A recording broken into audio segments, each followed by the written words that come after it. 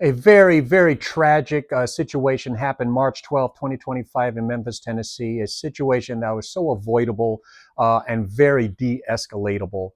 A situation that absolutely highlights the critical need to always have situational awareness and self-discipline to try to live up to basic leadership principles and to have the discipline to be able to just walk away from trouble and confrontation, to be able to just let it go. There are going to be points in your life when you literally just have to grow up. You're taking on more responsibility. You're going to have to make a better effort, a good effort to try to live up to those responsibilities. The first time you got a job, just having a job today, you can't just sleep in anymore. You've got to get up and you've got to go to work.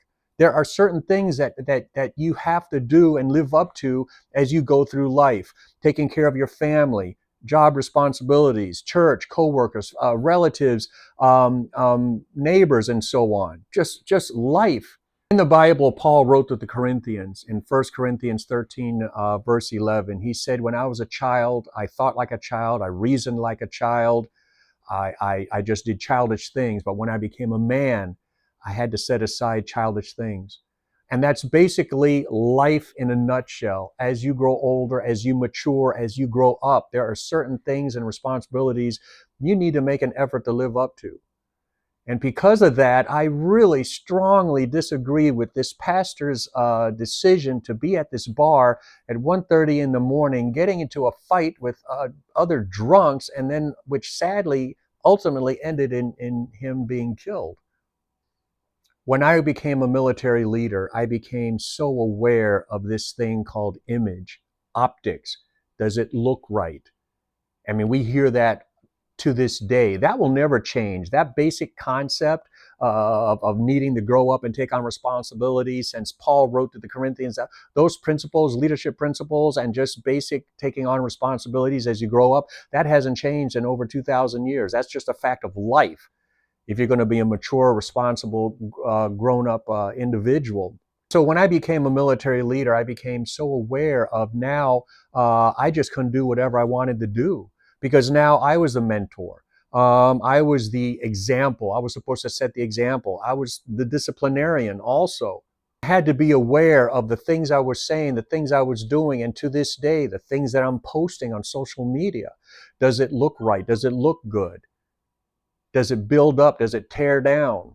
So basically, this very popular, well-known pastor in Memphis, Tennessee, Pastor Floyd, unfortunately made the decision to be at a bar at 1:30 in the morning, ended up getting into a fight with other patrons, which became a physical altercation over theology.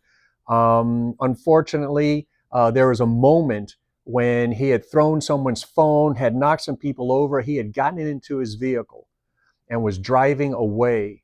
But because he saw this one woman had picked up her phone after he had thrown, he picked up her phone and she was videotaping and recording his license plate, he chose to get out of his car, put his car in park and get out of his vehicle one last time.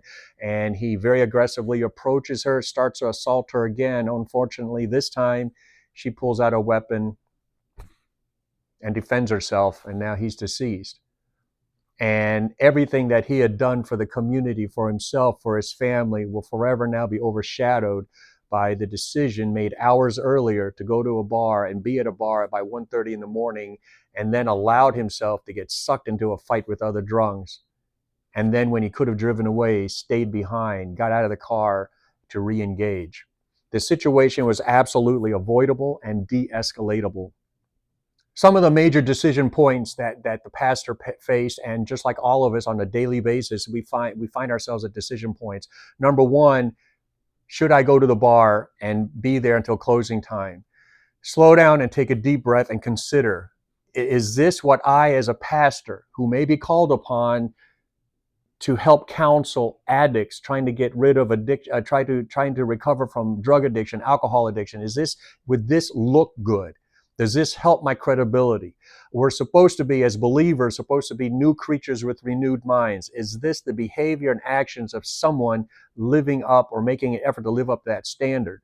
So that was the first decision point, which he decided to go ahead and go to the bar. Once at the bar, he allows himself to get sucked into an argument with other drunks. Slow down, take a deep breath. Here's where he could have just slowed down and asked himself, in the history of men and alcohol, has arguing with the drunk ever ended up peacefully or solving any issues? No. Do I really need to be here as a pastor of my church getting into an argument over theology with drunks who are not in that right place of mind because of alcohol in the first place? We should have been thinking things through and avoided getting sucked into an argument in the first place. Because remember, there's no law, rule, regulation, or policy that says you need to and you have to respond, react, and deal with and interact with people who are being loud, rude, and obnoxious or have a difference of opinion. But unfortunately, he gets himself sucked into this argument, physical altercation. Video and witnesses say he's fighting with people, knocking people over and throwing people's phones. And then the third decision point, he's in his car, he's driving away. This is where he could have taken a moment. What in the world am I doing? What in the world am I doing? Pastor of a church fighting drunks at 1:30 in the morning. I need to just go home and repent, take a hot shower, go to bed. I need to just stop this.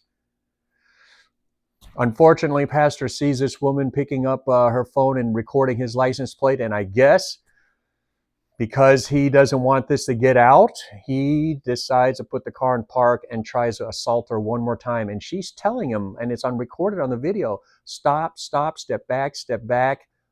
And he, very single-mindedly, very focused, starts to assault her again. And now here we are. You know, it would have been better if he had just decided to go home, dealt with whatever fallout that potentially could have happened, but on the other side, 50% chance that nothing would have ever have happened and no one will have ever have known that he had been at the bar. 3 major decision points, 3 bad decisions. Folks, if you are a leader in any way, shape, or form, from the assembly line, a shift supervisor, all the way to a CEO of a major business and all that, if you are a leader and people are looking up to you and expect more of you, you should be making an effort to live up to that image. Are you perfect? Are you always going to get it right? Absolutely not. But are you at least trying and making decisions, like not finding yourself at a bar at 1:30 in the morning getting in a fight with drunks? It's honestly not that difficult if you put some effort into it. You are a leader. People are looking up to you. There's an expectation of you being the smarter one, the wiser one, the one who's going to set the example. Okay?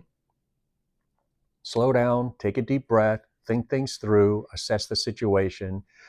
Do you really need to go to the bar and be there at 1:30 in the morning? And then do I really need to get into an argument with drunks? And then do I really need to stay here and continue to engage? Or should I just go home? Take care of yourself. Be safe. I'll catch you on the next video.